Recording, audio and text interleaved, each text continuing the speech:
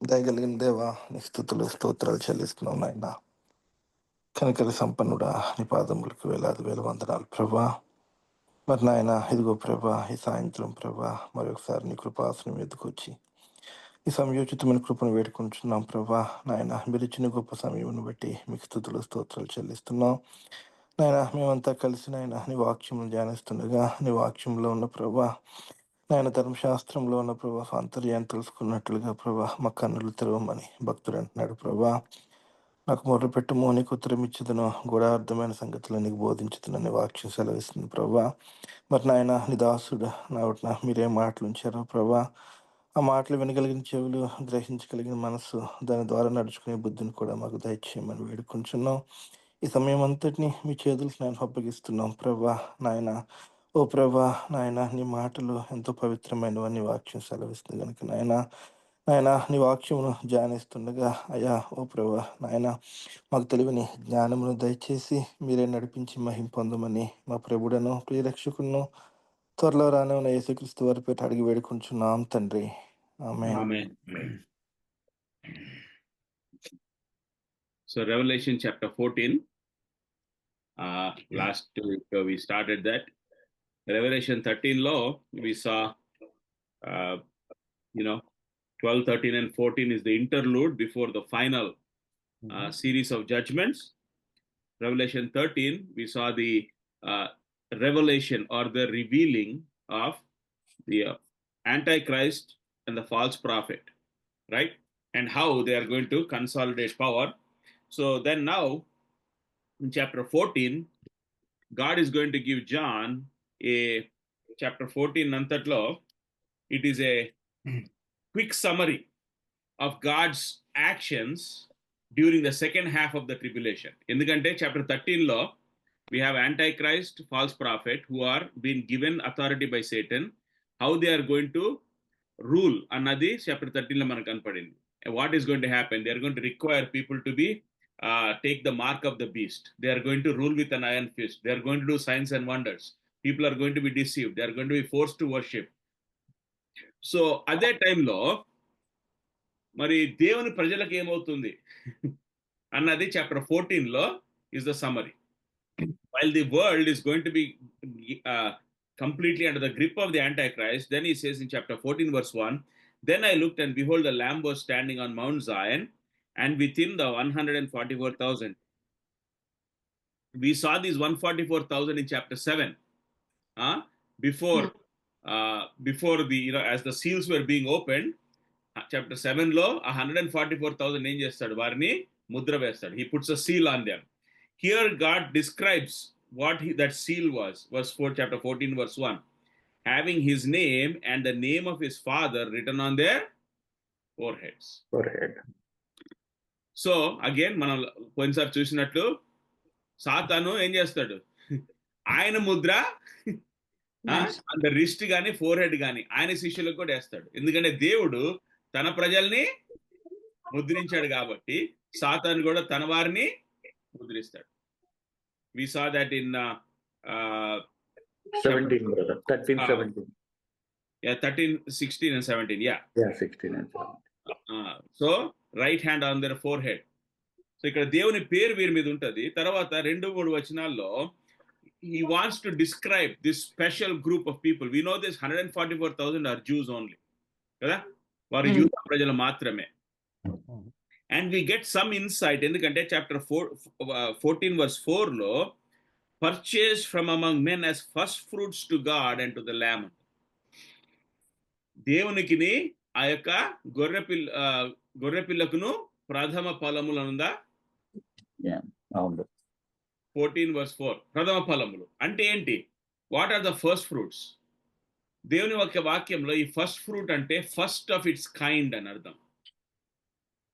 Jesus was the first born from the dead, right? ప్రథమ ఫలం అంటే it is the first of the kind అన్నమాట. So కాబట్టి ఇక్కడ దేవుడు యోహానికి ఏం చెప్తున్నా అంటే 144 ఉన్నారు కదా, వారు they are just the first among the Jewish people that are going to be saved during the tribulation. ఈ 144,000 మందిని నేను ముద్రించుకున్నాను. And in the chapter 2 verse 11, then he heard a voice from heaven like the sound. And then he says the voice etla undanta, sound of thunder, voice of harp is playing harps. And they sang a new song before the throne and before the four living creatures and the elders. So ఈ 144 మందికి interestingly వీరు ఇక్కడ పాట పాడారు అని ఉంది. Chapter verse 3లో ఇంకేమంటాడు, ఇంకెవరునూ ఆ పాట నేర్చుకోలేరంట. Okay, they sang the song and it says no one could learn the song except the 144,000. I mean, there's a lot of people that speculate what the song is. The Bible tells us no one else can learn it. Okay, so there's no point to speculate, right? Most likely, ఎందుకంటే దేవుని వాక్యంలో పాటలన్నీ కూడా it is based on an experience కదా. దావీదు కూడా తను రాసిన కీర్తనలన్నీ తన యొక్క అనుభవపూర్తికంగా రాశాడు. ఈ దినాల్లో పాటలు ఎవరు పడితే వాళ్ళు రాస్తున్నారు, అనుభవమే ఉండదు. మాటలు కలిస్తే పాట రాస్తున్నారు. దేవుని వాక్యం అట్లా కాదు కదా. దేవుని వాక్యంలో ఒక పాట ఉందంటే దానికి ఒక అనుభవం ఉంది. The first song we see in Exodus 15, ఎప్పుడైతే దేవుడు ఇశ్రాయేల్ ప్రజలను ఆ ఎర్ర సముద్రం నుంచి నడిపిస్తాడో అక్కడ దేవుని విడుదల గురించి అక్కడ మోషే కీర్తన, the song of Moses, we see that in Exodus 15. ఒకసారి చూడండి అది. మోషే తర్వాత మిరియాం దాన్ని పాడుతుంది.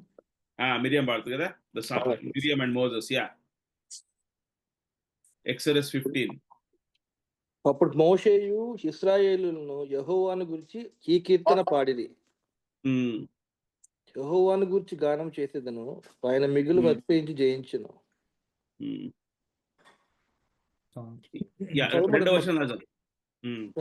యెహోవాను గురించి గానం చేసేదను, ఆయన మిగులు వర్తించి జయించును. గుర్రమును దాని రౌతును ఆయన సముద్రంలో పడద్రోసెను. యెహోవాయే నా బలము, నా గానము, ఆయన నాకు రక్షణయు ఆయన నా దేవుడు, ఆయనను వర్ణించెదను. ఆయన నా పితరుల దేవుడు, ఆయన మహిమ స్తుతించెదను. 4వ వచనంలో ఫరో సైన్యమును ఫరో రథములను అతని సేనను సముద్రములో పడద్రోసెను. అతని అధిపతుల్లో. సో కాబట్టి ఇక్కడ మోషే ఏం పాట పాడుతున్నాడు? అనుభవపూర్వకంగా పాట పాడుతున్నాడు. సో కాబట్టి కీర్తనలో కూడా మన కీర్తనకారుడు ఆయన ఎప్పుడు ఒక కీర్తన రాసినా తన అనుభవం గురించి, ఆసాపు కుమారులు గాని, సొలొమోను గాని, మోషే ఒక కీర్తన కదా, కీర్తన 90వ కీర్తన మోషే. యా, సో ఇట్లాంటివి అనుభవపూర్వకంగా. కాబట్టి ఇక్కడికి వచ్చినట్లయితే రెవల్యూషన్ 14లో this song that they are singing, I believe is their experience in the tribulation which is unique to them. ఈ 144,000 మంది ఈ యొక్క కఠినమైన ట్రిబ్యులేషన్ టైంలో వెళ్ళినప్పుడు వారికి ఉన్న అనుభవం ఇంకెవ్వరికి లేదు. కాబట్టి వారి పాట వారిదే. అందుకనే దేవుడు ఆ పాటను మనకి చెప్పలేదు, కానీ వారు ఒక పాట పాడారు అని మాత్రమే చెప్తున్నాడు. ఎందుకు? వారిని దేవుడు ఈ లోకంలో, ఎందుకంటే వారి నుదుట మీద ముద్రించబడిన వారు వారే, వారు దేవుని చేత ఏర్పరచబడిన వారు వారే. తర్వాత ఇంకో మాట ఏమంటుంది చూడు, 4వ వచనంలో 14:4. These are the ones who have not been defiled with women, for they have kept themselves chaste. These are the ones who follow the Lamb wherever he goes. These have been purchased from men as first fruits to God and to the Lamb. Verse 5. And no lie was found in their mouth, for they are blameless. So this is heaven's certification of these people's character. Heaven's certification. And I believe because of their uniqueness during the Great Tribulation, God has specifically allowed them to be on the earth. He has chosen them out of the tribulation. He has sealed them. They have a unique song of praise that they are going to sing to God, which God has not revealed to us. And it is interesting, of all the things he says, they have kept themselves, they have not been defiled. And enduku aa dinallo in the days of the tribulation పాపము విస్తరిస్తుంది. Sin is going to be so rampant. ఎందుకంటే మనం ఇప్పుడే పాపం చాలా అధికంగా ఉందనుకుంటాం కదా. మనం బైబిల్ కాలానికి పోతే కొరింథీ సంఘంలో, ఎఫెసీ టైంలో sin was very rampant. ఇప్పుడు కూడా మనం యూరప్కి వెళ్తే, whether it's Italy or whatever, all these places, the temple of Diana ఉండేది. She was the goddess of love. So the temple of Diana, their act of worship was being involved in sin. అలాగున వారు డయానాకు మొక్కుబడి చెల్లించేవారంట. They were temple prostitutes, and committing sin in that temple was an act of worship. అది ఎప్పుడు యేసు ప్రభు ఉన్న టైంలో. If sin was great then before the internet, right? And it says, and that is during the time where God has restrained lawlessness. దేవుడు ఆ యొక్క 2 Thessalonians చదివాం కదా, where he has restrained the lawlessness. చూడండి ఒకసారి 2 Thessalonians. We keep going back to this because it's a great passage.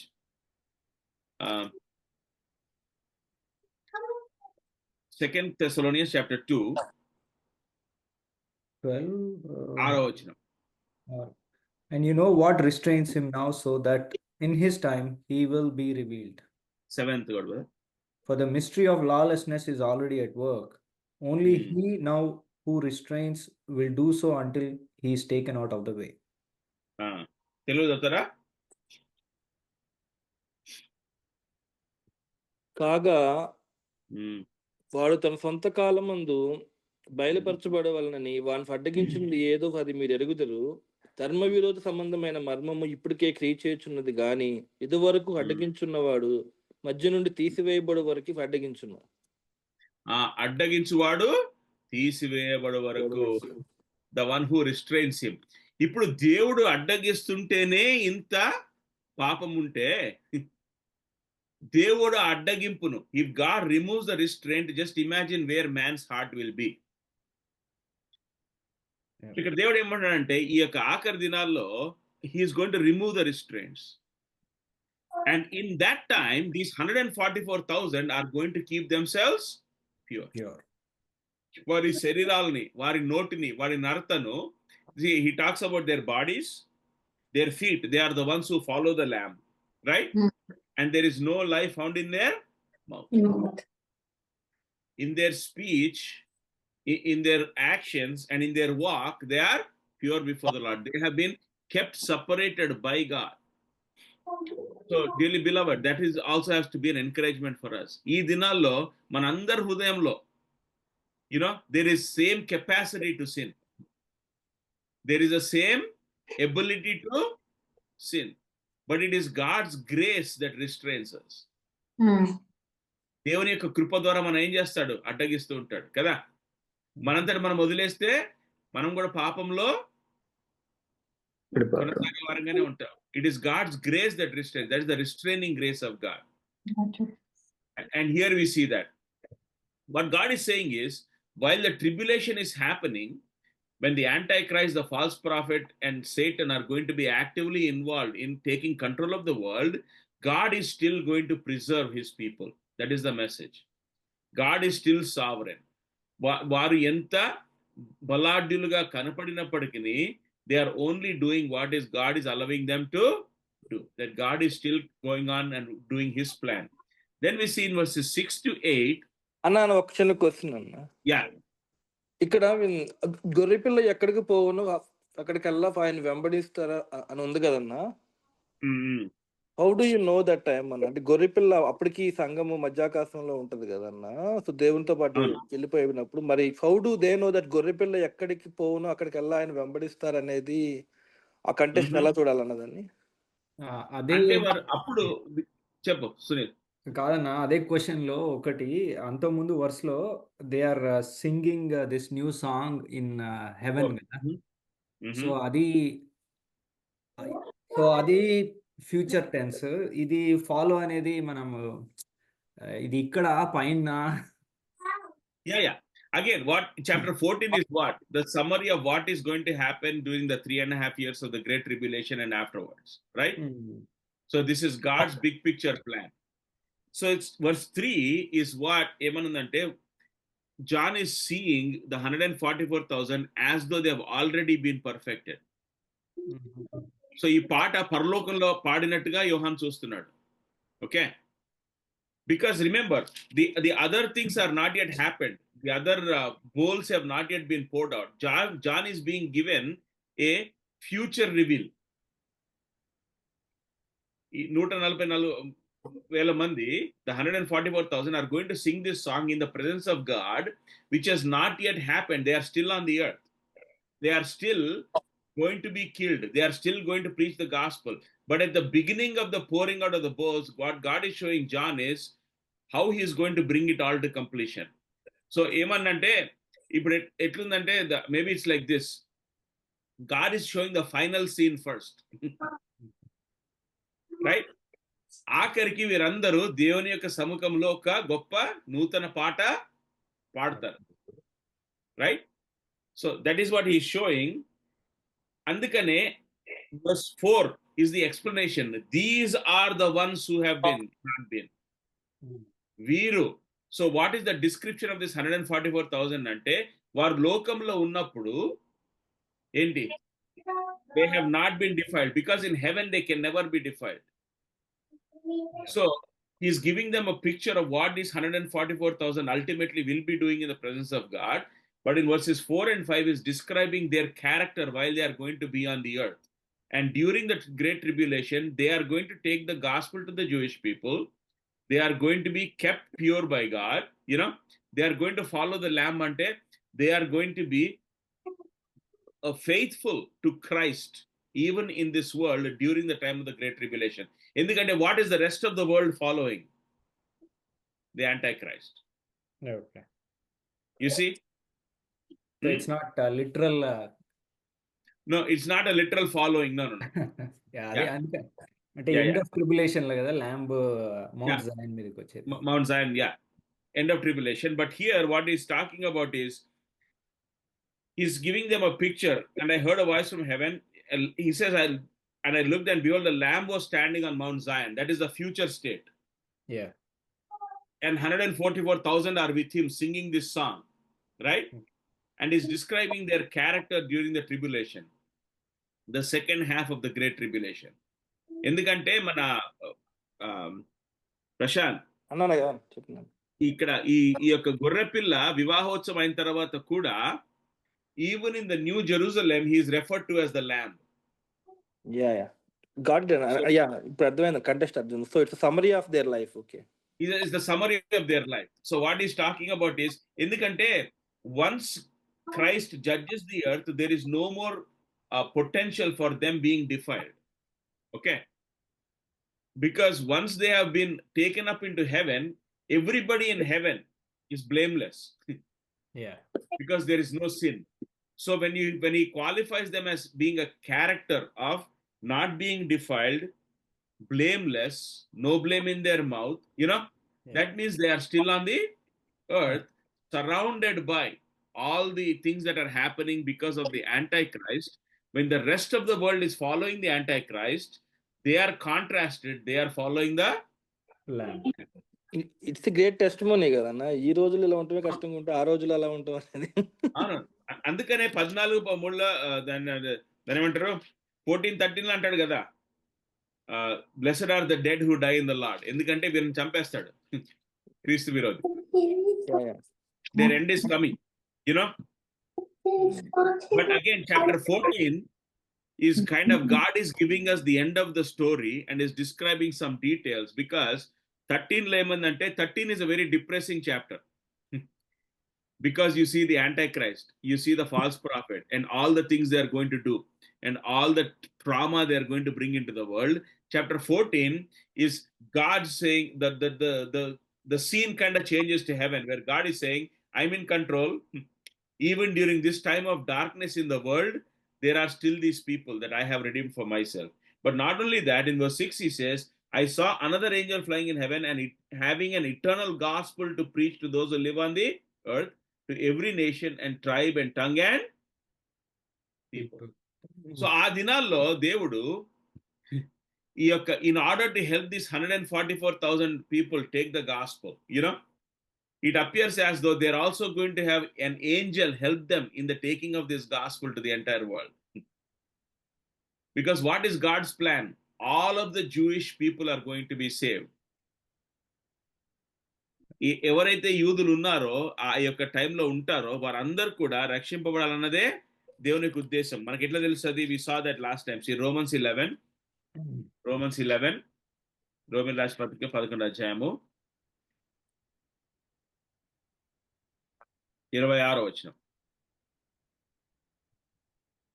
వారు ప్రవేశించుతున్నప్పుడు విమోచకుడు సియోనులో నుండి వచ్చి యాకోబులో నుండి భక్తిహీనతను తొలగించును.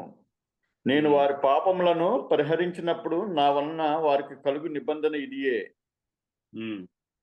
అని వ్రాయబడి ఉన్నట్టు ఇజ్రాయేలీ జనులందరూ రక్షింపబడుదురు.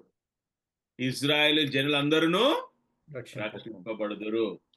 దేవుని యొక్క ఉద్దేశము ఎప్పుడు కూడా ఇశ్రాయేలు ప్రజలను ఆయన తృణీకరించలేదు. God has never abandoned his people, Israel. Romans chapter 11, that is the theme of Paul's discussion. He's saying, Israel ప్రజలను కొంత మట్టుకు పక్కన పెట్టాడంట. ఎందుకు? అన్యులైన మనల్ని తీసుకురావడానికి. Until the Gentiles come in. We see that in verse 24.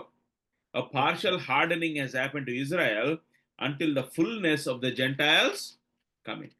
మన దేవుడు అలాగూ కఠినపరిచి మన అన్యులైన మనల్ని ఆయన పిల్లలుగా స్వీకరించాడు. But God still has the purpose for Israel, that all the Israelites that are going to be alive at that time, God is going to supernaturally save them.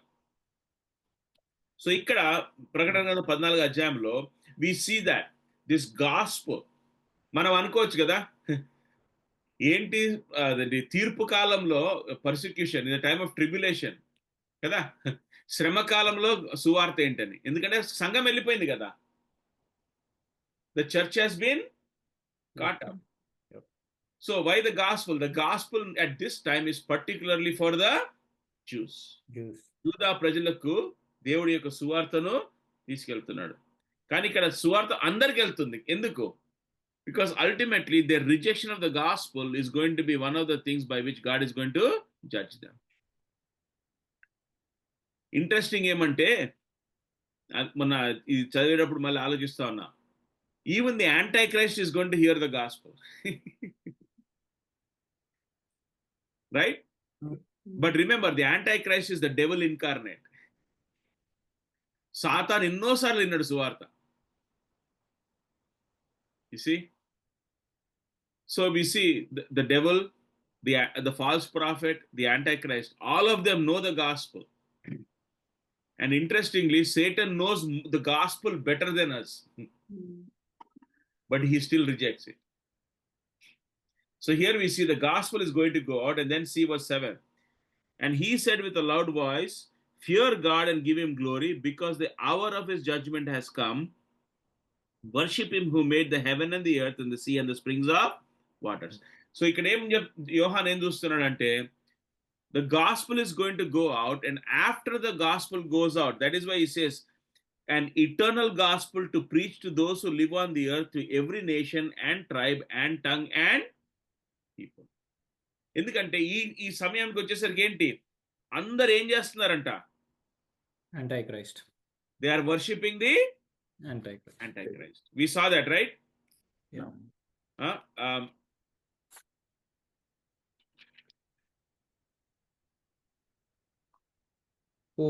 In chapter 13, 4. 17. 16, 17. Yeah, 13, 3, 4 lo kuda. The whole earth was amazed and followed the beast, and they worshipped the dragon. Okay? So, లోకమంతా ఇటు worship చేస్తుంది. That's why what God is going to do is he's going to give heaven's assistance to the 144,000 Jews to take the gospel to the whole earth. Why? యేసుక్రీస్తు ప్రభువు చెప్పిన మాట ఏంటి? సువార్త లోకమంతటా వ్యాపించిన తర్వాత అప్పుడే అంతము వచ్చును. After the gospel of the kingdom has been preached to all the earth, then shall the end come. You see? So ikkada gospel is going to go out. Once the gospel is going to go out, then the hour of his judgment has come. And then verse 8, we will see. Then a second one followed, saying, fallen, fallen, Babylon the great, and she who had made the nations drink of the wine of her passion, of her immorality. And enti ikkada Babylon anedi we will see very shortly when we go to chapter 17 and 18. Babylon is called the harlot. Adi Vesya. Maneka Prakatanalo, we see 4 women mentioned in the whole book of Revelation. First of all, we have Jezebel in Revelation, remember? Huh? We have Jezebel. Then we have the woman who represents the nation of Israel in chapter 12. Remember, she was with child. And thirdly, we have Babylon, the harlot. And then we have the bride of Christ. Okay. So ikkada you will see this contrast now coming into greater focus. Babylon being described as the harlot and the bride of Christ being described as the virgin. Okay, so because Babylon is now a description of the political system and the religious system and the economic system of the Antichrist. Okay, ఇప్పుడు క్రీస్తు విరోధి ఏం చేశాడు? We saw so far.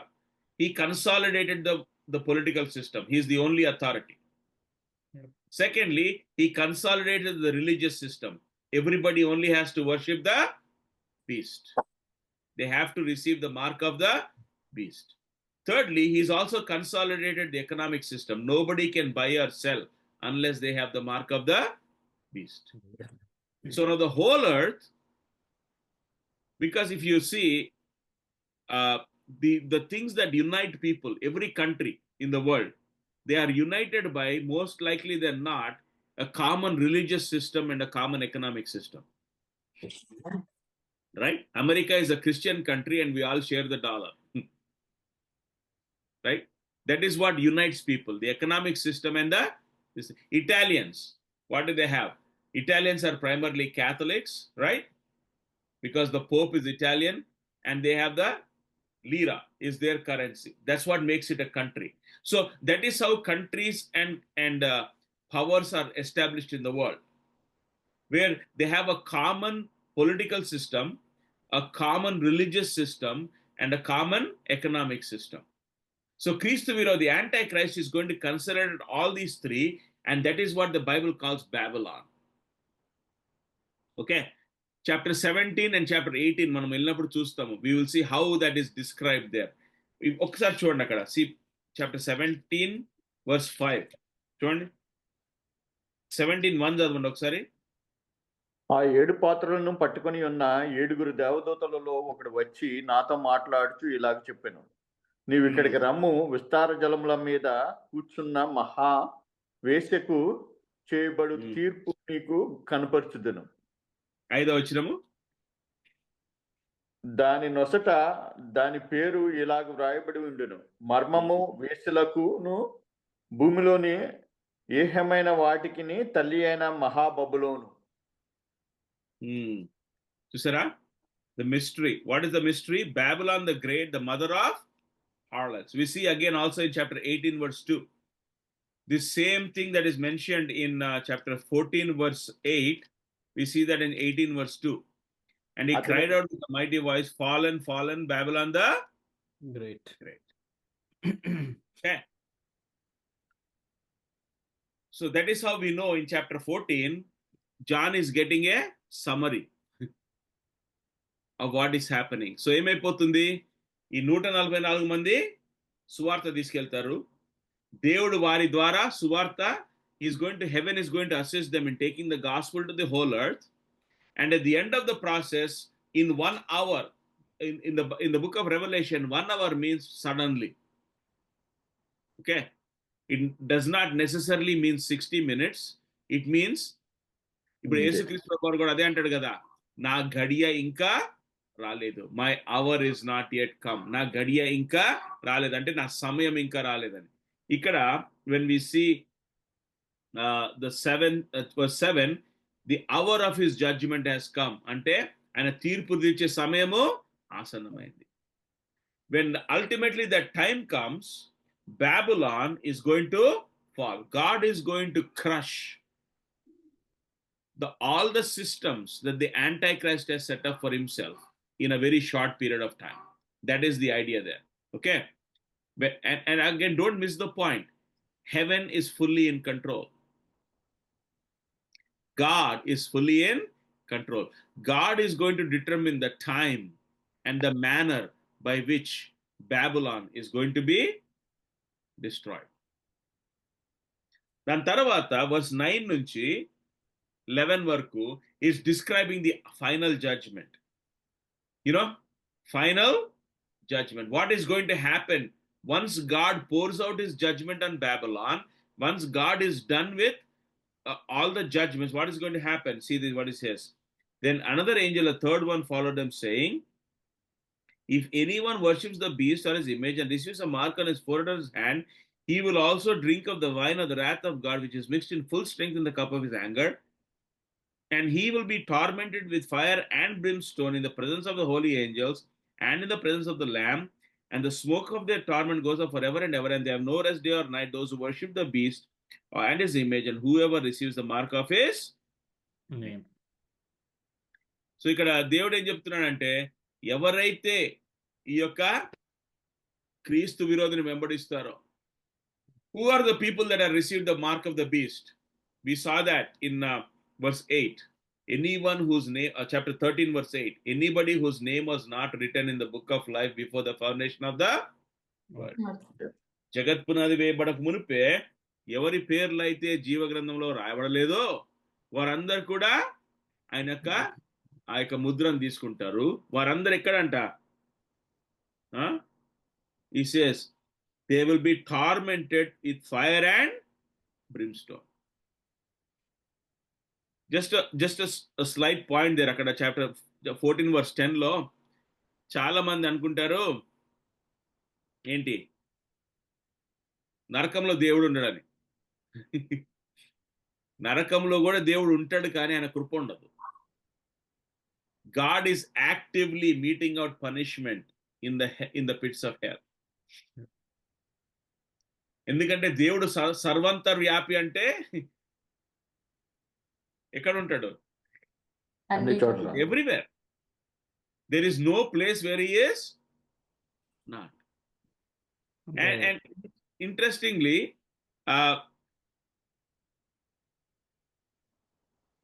it looks like, and he says, in the presence of the holy angels and in the presence of the Lamb. That means what?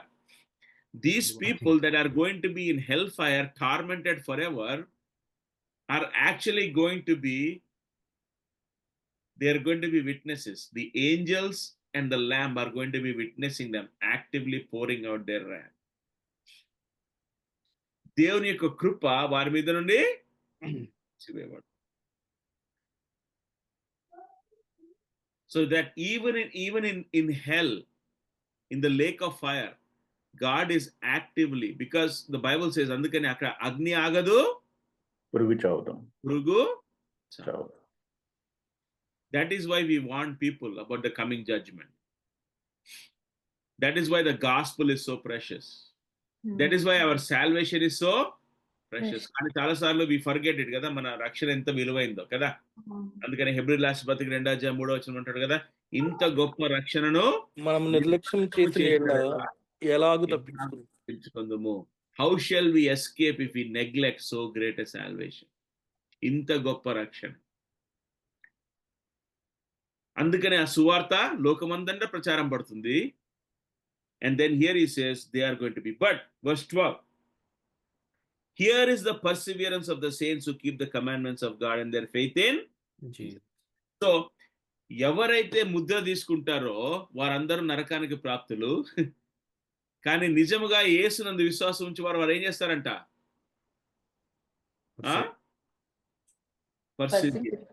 తెలుగులో ఏముందన్నమాట? దేవుని ఆజ్ఞలను యేసును గూర్చిన విశ్వాసమును గైకొనుచున్న పరిశుద్ధుల ఓర్పు ఇందులో కనబడును. పరిశుద్ధుల ఓర్పు ఇందులో కనబడింది.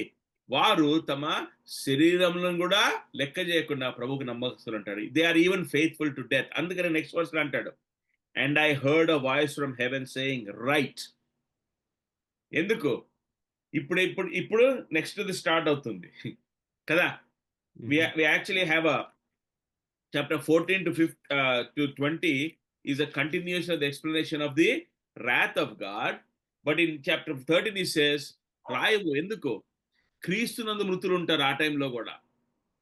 ఈ 144 మంది తర్వాత ఎవరైతే యేసుక్రీస్తు విశ్వాసం ఉంచుతారో యూదులను ఈ యొక్క క్రీస్తు విరోధి he's going to kill them. But he says what? Blessed are the dead who die from the rod from now on. Yes, says the Spirit, so they may rest from their labors and their deeds follow with them. ఏంటి deeds మనం Clear. మనము 124,000 character చూసాం already. ప్రభుతో నడుస్తారు, వారి యొక్క నోటిలో కల్మషము లేదు, వారు ప్రభుని వెంబడించేవారుగా వారు ఏదైతే ఆ దినాల్లో చేస్తారో ప్రభు కొరకాయ ఆయన ఏమంటాడు, ఆ దినాల్లో క్రీస్తునందు మృతులు ధన్యులు. ఎందుకు? They are not going to the lake of fire. క్రీస్తునందు మృతులన్న వారు ఏంటంట, వారు విశ్రాంతిలోకి వెళ్తారు. He's drawing a contrast. ఎందుకు? వర్స్ 10-11 లో ఏముంది? టార్మెంట్. యు సీ, ఆ దినాల్లో ఆయన ముద్ర, క్రీస్తు విరోధి ముద్ర తీసుకున్న వారు ఎక్కడ ఉంటారంట? వర్స్ 11 లో ఏమనుంది? వారు బాధ సంబంధమైన పొగ యుగములు లేచును. ఆ క్రూర మృగమునకు గాని దాని ప్రతిమకు గాని నమస్కారం చేయవారును దాని పేరు గల ముద్ర ఎవడైనాను వేయించుకుని ఎడల వాడును రాత్రింబగలు నెమ్మది లేని వారై ఉండుదురు. చూసారా? అదే కాంట్రాస్ట్. వారు రాత్రింబగలు నెమ్మది లేని వారుగా ఉంటారు. క్రీస్తునందు మృతులు ఏం చేస్తున్నారంటే వారు విశ్రమిస్తారు. You see the same English word rest. Verse 11 లో they have no rest day and night. Verse 13 that they may rest from their labors. You see, God is drawing the contrast there. ఎవరైతే క్రీస్తుని విసర్జించి చనిపోతారో వారికి నిత్య నాశనము, అక్కడ విశ్రాంతి అనేది లేదు. కానీ క్రీస్తునందు మృతులు ఏంటంట, they rest from their labour. అదే వర్స్ 8 లో కూడా drink the wine of the wrath of her sexual immorality. So అక్కడ drink the wine of her sexual immorality. Verse 10 లో drink the wine of the wrath of God. Two kind of contrast. ఒక wrath is temporary, అదే death for saints. ఇంకోటేమో torment, eternal torment. Good catch. అది అక్కడేమో వారు ఏం చేశారు, తాత్కాలికంగా ఈ 8 లో ఏముంది? Wine Babylon the Great, who has made all the nations drink the wine of the wrath of her sexual immorality. తెలుగులో ఏమనుందండి? 8వ వచనము, వేరొక దూత అనగా రెండవ దూత అతని వెంబడించి మహోద్రేకంతో కూడిన తన వ్యభిచార మద్యమును సమస్త జనులకు త్రాగించిన ఈ మహాబబులోను కూలిపోవును. ఒక్క నిమిషం. అక్కడ ఏమందంట? వ్యభిచార మద్యమును జనులకు త్రాగించిన ఆ గిన్నె కదా. అయితే 10వ వచనంలో వాళ్ళు ఏం తాగుతారంట? దేవుని యొక్క ఉగ్రత. If you drink of the wine of the immorality of the nations, you will drink of the wine of the wrath of God. And you will have no rest. But those that are tormented by the Antichrist are going to receive the rest. And that is why God is giving John this picture. Why? Because he wants John to understand, ultimately I'm in sovereign control. And then you see in verse 14, he says, then I looked and behold a white cloud, and sitting on the cloud was the one like the Son of Man, having a golden crown on his head and a sharp sickle in his hand. మనం తర్వాత చూస్తాం మళ్ళీ ఇది verse 14 to 20. He's describing what we typically call the battle of the Armageddon. Har Megiddo అంటే it is the valley of Megiddo. అక్కడ Megiddo అనే స్థలంలో సాతాన్ ఏం చేస్తా అంట, we'll see that when we come to chapter 20, he is going to wage a war against Jesus and his saints.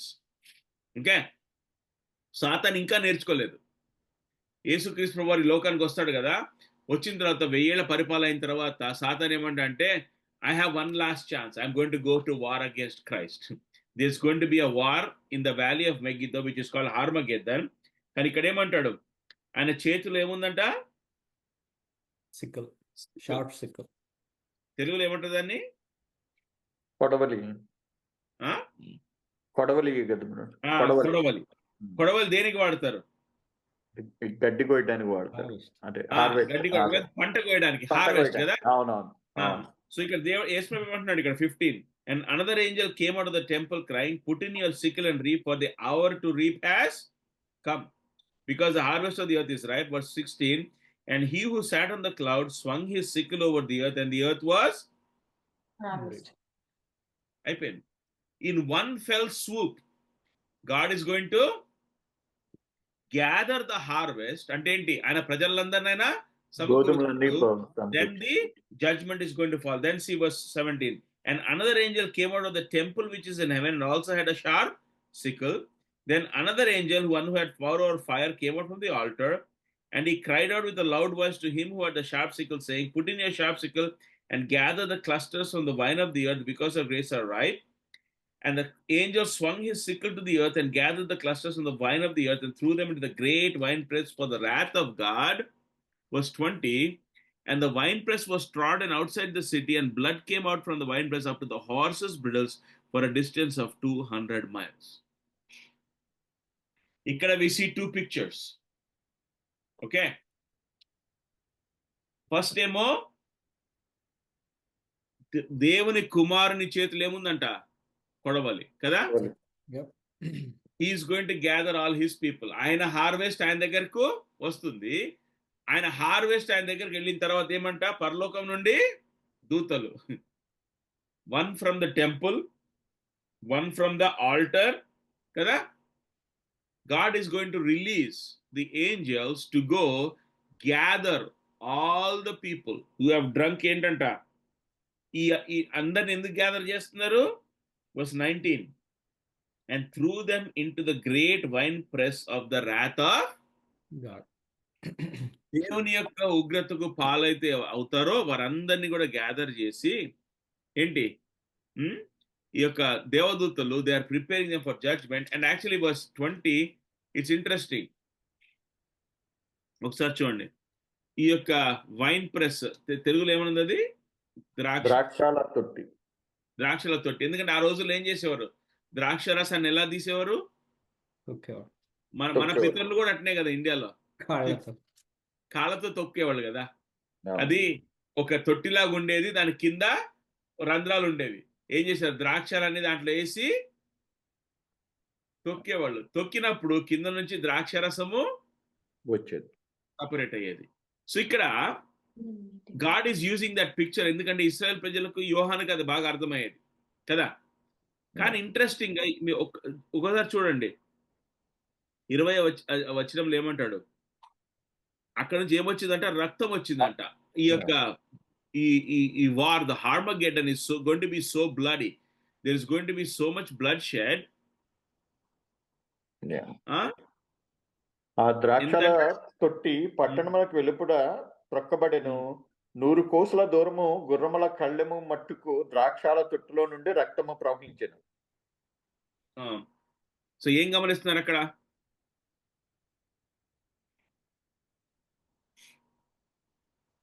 ద్రాక్షల తొట్టులో నుంచి blood రావడం అనేది. ఎందుకంటే అక్కడ పిక్చర్ ఏంటంటే the wine press of the Rath of God అంటాడు కదా, ముందే అంటాడు. ఏంటి అది? దేవుని యొక్క తీర్పు కదా. కానీ అంటే దాని అర్థం ఏంటి? గాడ్ ఈజ్ యాక్టివ్లీ, దేవుడు ఇక్కడ he's going to pour out his wrath. దేవుని యొక్క ఉగ్రత ఎట్లుంటదంటే, గుర్రముల అదేంటి బ్రైడల్, గుర్రముల కళ్ళెము. గుర్రెం కళ్ళెం అంటే ఎంత ఎత్తు ఉంటదండి మామూలుగా? Basically reverse of blood. చూడండి ఇంట్రెస్టింగ్ గా, ఇది అరేబియన్ హార్సెస్. ఇది ఇక్కడ యూఆర్ టాకింగ్ అబౌట్ ఇజ్రాయెల్ కదా. అంటే just imagine, people assume that Arabian horse, the bridal of a horse mouth is about 6 feet tall. Okay, imagine how much blood, 6 feet tall, 200 miles. Sea of blood. River కూడా కాదు, ocean. Interestingly మనకి width చెప్పడు ఇక్కడ. We don't know the See, if we had I think it is purposely God did not give us the wit, because he wants us to have the idea about the greatness of the wrath of God. ఎందుకంటే అది with ఇచ్చాడు అనుకోండి, వెంటనే జనాలు calculate చేసి ఒక మనిషికి ఇంత బ్లడ్ ఉంటుంది, దాన్ని బట్టి లెక్క పెడితే ఇంతమంది చచ్చిపోతారు అని లెక్కలేసేవాళ్ళు. కానీ ఇక్కడ దేవుడు ఏం చెప్తున్నా అంటే ఏంటి, foot high means what, no man can survive, right? 200 feet long, many people say was approximately 1,600 furlongs or whatever they call it. They say it is approximately the round trip distance between Jerusalem and the valley of Megiddo. Okay? Or some people say it is the length of the nation of Israel. Whatever it is, it's an approximate distance. But what God is saying is, ekkadaithe Kristu virodhi, wherever Antichrist has established his capital. కదా, ఎక్కడైతే క్రీస్తు విరోధి తన యొక్క, it became the center of authority and power, of political power, of religious power, of economic power. God is saying, I am going to destroy that place. My wrath is going to be so great that there is no way anybody is able to,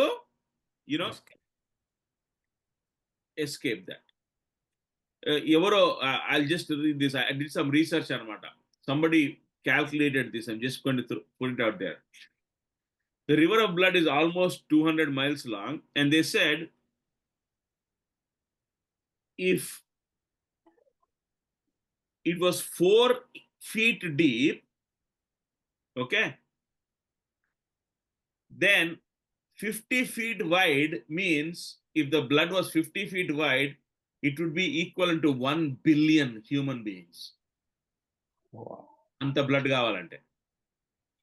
వాళ్ళు Indian గుర్రం కలుపుకోవచ్చు 4 feet ఆయన calculate చేసి, అంటే వాళ్ళంటే they were trying to calculate 1 billion human beings blood will fill 200 miles, 50 feet wide, 4 feet deep. But the Bible says it just says a horse's bridle. Most likely Arabian horses were taller. So again, while we can get fascinated with the details and some of these, but what God's point is this: the judgment that God is going to pour out. Antichrist may think he is all powerful. He's going to force the world to worship him. He's going to control the political system. He's going to control the religious system. He's going to control the economic system. Nebuchadnezzar లాగా ఏమనుకుంటాడు, నా అంతటోడు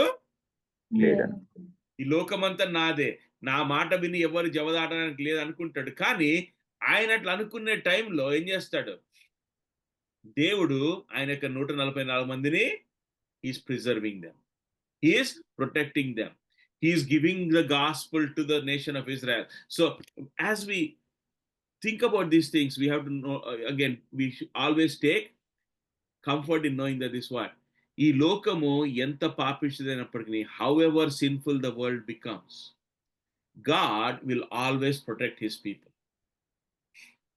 కదా, Noah టైంలో కూడా లోకం అంతా కూడా it was evil according to God's eyes. But what did God say?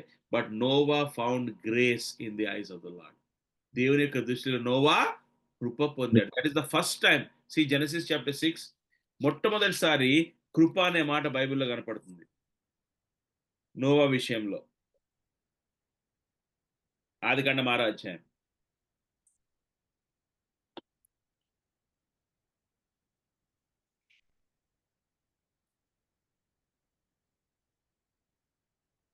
ఐదవ వచనము, 5-6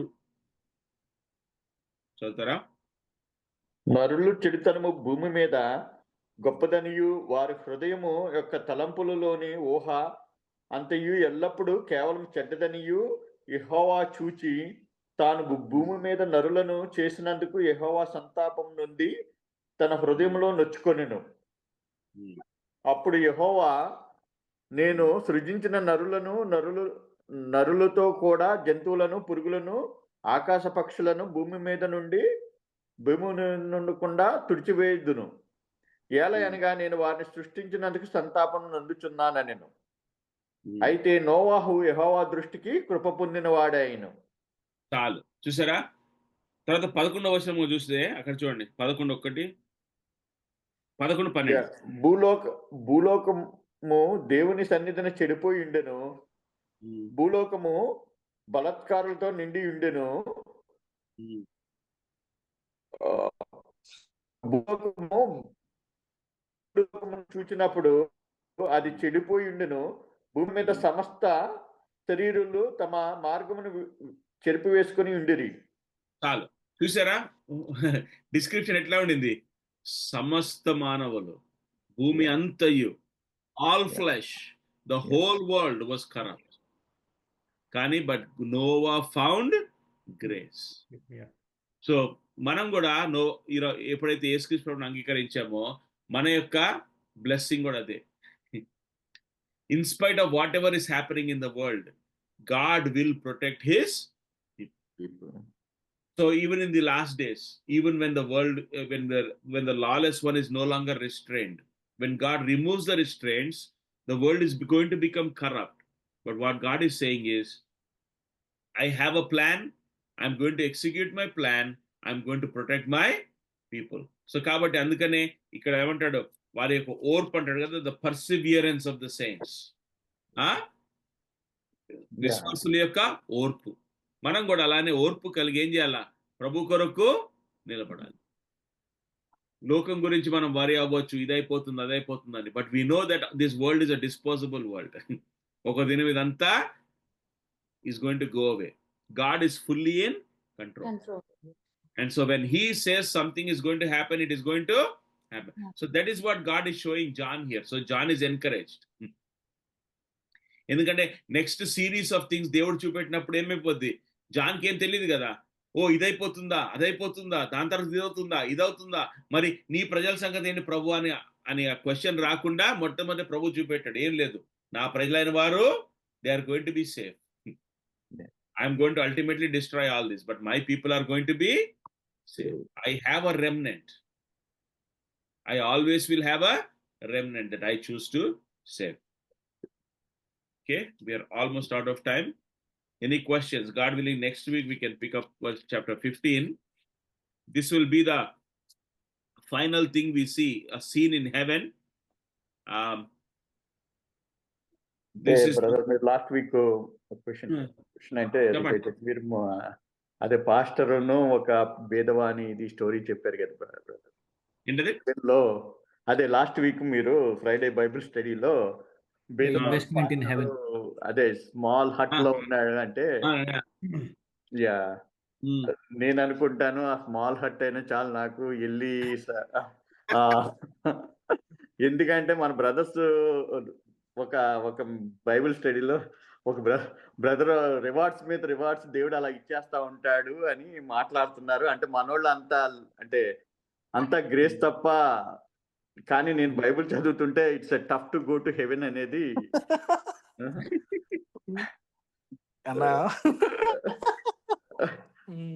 కాదు. ఏంటంటే మన యొక్క స్వనీతి వల్ల, స్వకార్యాల వల్ల పరలోక రాయి. అందుకని దేవుడు యేసు అంటాడు కదా, how hard it is for rich man to enter the kingdom of బద్ధంలో జరగటం ఉంటే. ఎందుకంటే దేవుడికి తెలుసు మన హృదయం ఎట్లంటే, when we are confronted with following the Lord or wealth, our natural heart always pulls towards wealth. That is why God is saying, అందుకనే దేవుడు ఏమంటాడు, he chose the poor of this world కదా, and that is why it takes us a great discipline for us. Nothing wrong in having it. They were very we'll see later as we go through Sermon on the Mount, there were a lot of rich people in the Bible. Abraham was very rich, David was rich, Solomon was rich, but the difference is they did not trust in their riches. అర్థమైందా? సొలొమోనుకి అన్నున్న ఏమన్నాడు, వ్యర్థము వ్యర్థము అంతము వ్యర్థమే. అంటే ఏంటి? For a person that has the right value system, they are holding their riches loosely, and they see their riches as a tool for eternal investment. Ante. అంటే రమేష్ అన్న, ఆన్ ఫర్దర్ కాంటెస్ట్ లో మీరు అనుకున్నట్టుగా పరలోకంలో గొప్ప మేడ అది లేకపోయినా కనీసం ప్రవేశం ఉంటే చాలనుకోవటం కూడా దట్స్ గుడ్ అన్న. అంటే నాకు ఇన్ని రివార్డులు వస్తాయి, నాకు అక్కడికి వెళ్ళి నీతి కిరీటం, మహిమ కిరీటం, వీటన్నిటికన్నా కనీసం అక్కడ స్థానం ఉంది అనుకోవటం కూడా ఇట్స్ వెరీ గుడ్ అన్న.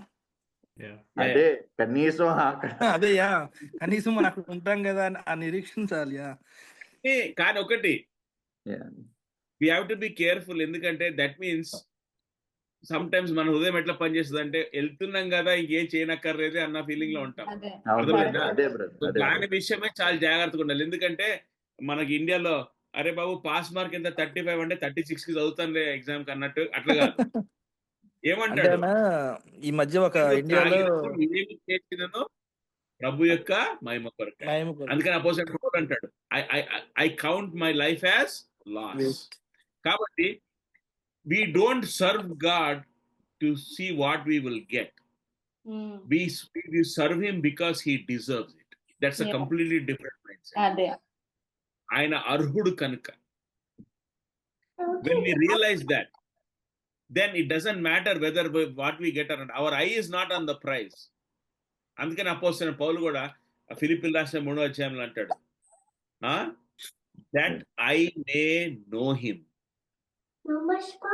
క్రీస్తును ఎరుగునట్లు, పెరుగు నిమిత్తము, ఎరుగు నిమిత్తం. మిగతా అన్ని ఏంటి, నాకు అవి ఉన్నా ఇవి ఉన్నా ఏమంటాడు, సమస్తము నష్టముగా ఎంచుకుంటుంది. నష్టముగా ఎంచుకొనొచ్చున్నాం క్రీస్తుని ఎరుగు నిమిత్తం. సో నిజమైన విశ్వాసి ఎవరైతే ప్రభువుని ఎదుగుతున్నారో, ప్రభువుని తెలుసుకునే కొంది they want to serve, they want to follow, they want to know more about him. అర్థమైందా? అంటే అవును brother. మన సిన్ఫుల్నెస్ లో కొన్నిసార్లు అందరం అనుకుంటాం అరే మనం వెళ్తున్నాం కదా అమ్మా by the skin of our teeth will get there, అయిపోతే చాలే అనుకుంటాం. కానీ అది కాదు. In the world as God gives us opportunity, we want to. అదే brother. Yeah, it is challenge. అంటే అంత మనం అనుకునే అందరూ అనుకునే అంత అంటే బైబిల్ చదివితే అంత పరలోకం వెళ్ళటం అనేది అంత ఈజీ కాదనేది నా. అందుకని ఇప్పుడు నేను మీరు గమనించట్లేదు మెసేజ్లో సాధారణంగా I tell haven is going to be a lot of surprises. అవునవును బ్రదర్, మీకు చెప్పారు కూడా. చాలా మంది అక్కడికి వెళ్తాం అనుకునే వాళ్ళు కనపడరు. అవునవును. ఏంటి అందుకని యేసుక్రీస్తు ప్రభు వారు కూడా ఏమన్నాడు, అనేకులు పిలువబడతారు, కొంతమందే చూసారు. many are called, few are chosen. So కాబట్టి and unless you go through the narrow way, strive to అందుకని ఎంటర్ అంటాడు. అండి. ఏంటి? Strive to enter, walk Strive to enter. Enter కాదు. ప్రయాసపడాలంటాడు. అందుకనే broad is the way. Broad is the way ఏంటి? అన్ని మనం easy. గమ్మత్ ఏమంటే మనం చాలా సార్లు మనం ఇప్పుడు ఫ్రైడేలో సర్మన్ ఆన్ ద మౌంట్ చేస్తాం కాబట్టి విల్ గెట్ టు దేర్. ఇరుకు మార్గము విశాల మార్గం ఉంది కదా, మన సండే స్కూల్లో చెప్పారు కదా. అవును. విశాల మార్గం అంటే ఏమన్నారు, అదంతా పాపులు పోయే మార్గం అన్నాడు కదా. అది కాదు, అది దేవుడు తన శిష్యులకు చెప్పే మాట. ఇరుకు మార్గం అనేది నిజమైన శిష్యుడు పోతాడు, విశాల మార్గము అబద్ధ శిష్యుడు. అంటే ఏంటి, ఈ విశాలమైన మార్గంలో నేను యేసు ప్రభుతో దగ్గరికి వెళ్తున్నాను, కానీ ఏంటి నా అన్ని I bring all my baggage. Narrow way says no baggage allowed. Spirit Airlines అది, ప్రతిదానికి ఎక్స్ట్రా బ్యాగేజ్ ఏంటి. So the narrow way says it is only you, nothing else allowed. No self-righteousness, no works, no efforts. Unless you enter through that way, the narrow way is what leads to glory. The broad way is the Pharisees' way. ఏమన్నారు, నువ్వు దేవుని నమ్ముకో, కానీ నువ్వు ఇది చేయాలా, అది చేయాలా, ఇట్లు ఇవ్వాలా, అట్లు ఇవ్వాలా, ఇట్లా ప్రార్థన చేయాలా, ఇంత ఉపవాసం చేయాలా. You know they had all these other stuff added on. God saying that broad way will not lead you. మన క్రియలే మనతో వస్తాయని మ్యాచ్. యా, బట్ ఆ క్రియలు ఏంటంటే దే ప్రూవ్ అవర్ ఫెయిత్. అందుకని ఎఫెసీయుల రాసిన పత్రిక 2వ అధ్యాయం 10వ వచనంలో అంటాడు కదా, ఎఫిషియన్స్ 2:10 అంటాడు, we are his workmanship in Christ Jesus for good works. Next work important, which God prepared beforehand. మనము ఆ సత్క్రియలంట దేవుడే సిద్ధపరిచే అంట మనకు. దేవుడు ముందుగా సిద్ధపరిచిన సత్క్రియలు, దేవుడు ముందుగా సిద్ధపరిచిన సత్క్రియలు ఎఫెసీ చేసి 2:10. కాబట్టి మనం దేవుడు ఏదైతే మనం ముందుగా ఏర్పరిచాడో ఆ సత్క్రియలు మనం చేసినప్పుడు ఆ యొక్క ఇది ఉంటుంది. కానీ మొదటి కొరింథీ రాసిన 3 అంటాడు కదా, మన క్రియలు కూడా టెస్ట్ చేయబడతాయంట. There be tested with fire. అవి కర్ర, గడ్డి, కొయ్యకాలుతో చేయబడితే కాలిపోతాయి. వెండి, బంగారము, విరోరాలతో చేయబడినట్లయితే అవి నిలిచి ఉంటాయి.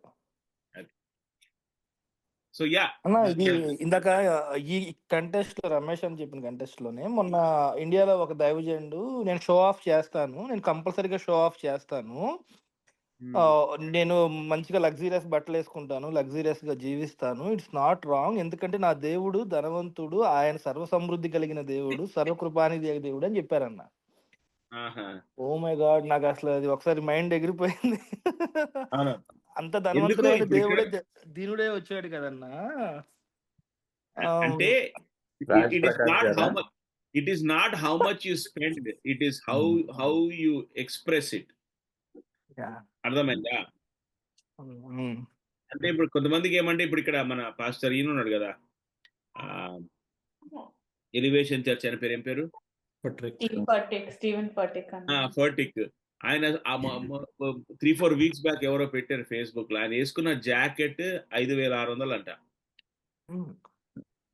స్టేజ్ మీద. ఏంటి అదేదో బ్రాండ్. ఓకే సరే, ఓకే నీకుంటే వేసుకో, బాధేం లేదు, కానీ don't make that as though. అంటే చాలా మంది ఏం చేస్తారంటే అది they connect it to God willing, we will see that in the Sermon on the Mount next week, is they connect holiness to wealth. Cause and effect. నువ్వు పరిశుద్ధుడు కాబట్టి దేవుడు నీకు ఇది ఇచ్చాడు అని పరిసయ్యులు కూడా ఆ తప్పు బోధ చేస్తా ఉన్నారు. That means if you are poor, that means it's God's punishment. అదే అంటే ఆల్మోస్ట్ హిందూయిజం లాగా బ్రదర్. యా. సో దాంతో ఏమైపోయిందంటే it became a what you call a wrong doctrine, and that is what kind of I'll pause, I'll stop recording here. కానీ మన